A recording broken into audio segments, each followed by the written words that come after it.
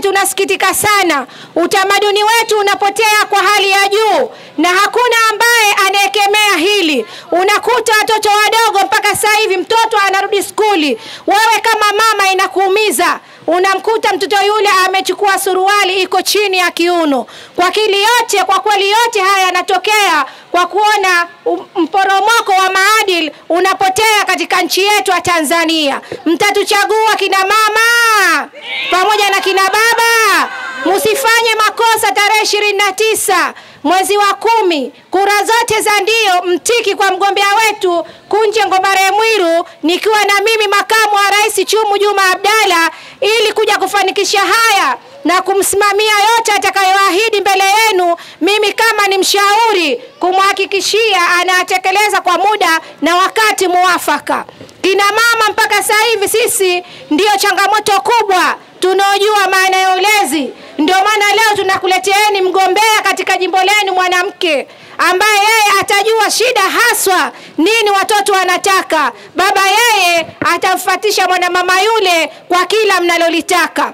Kwa kweli kila tukiangalia hali elimu ipo, ila chama chetu cha AFP tutajitahidi kuondoa changamoto ndogo ndogo ambazo zile wameziacha wenzetu katika kuendeleza maisha mazuri ya Mtanzania. Tunduru oye! Na sisi katika chama chetu sana tutakuja kwenye elimu ya maadili, kwa sababu Tanzania ni nchi ambayo ya kupigiwa mfano. Tanzania ni nchi ambayo ya aina yake. Mungu aibariki Tanzania na Afrika yake. Kwa kweli tunasikitika sana tukiona maadili yanapotea. Leo unakuta unyanyasaji wa mtoto wa kiume na mwanamume mwenzake, mwanamke na mwanamke mwenzake. Astaghfirullah. Kwa kweli tumefikia sehemu mbaya, tena sehemu mbaya. Chama chetu endapo mtatupa ridhaa na mkatuchagua mkatupa kura za ndio, tutayasimamia haya kwa mujibu wa sheria na katiba ya Tanzania. Pia tutachukua hukumu nzito atakayehukumiwa ambaye atafanya tendo lile lilokuwa sio sheria katika maadili ya Mtanzania pamoja na unyanyasaji wa kijamii. Wana mama oe! Wana baba safi! Msije mkafanya makosa. Ifikapo tarehe 29 mwezi wa 10, kura zote za ndio ziende katika chama chetu cha AFP.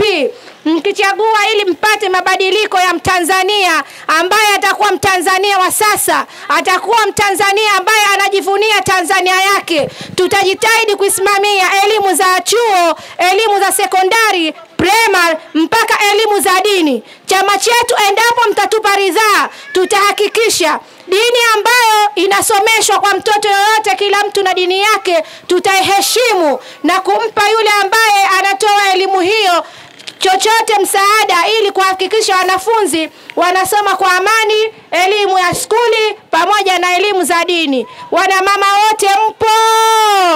Leo tumekuleteeni mbunge wenu sahihi Bi Fatma. Atakuja hapa kuja kukusalimieni mkamsikiliza machache. Msije mkamwangusha wala mkafanya makosa.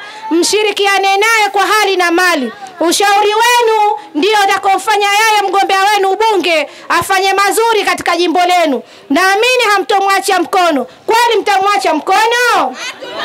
Mikono basi tuone kama kweli mtamuunga. Asante. Bi Fatma, karibu uje wasalimie wananchi wa Tunduru wakusikie.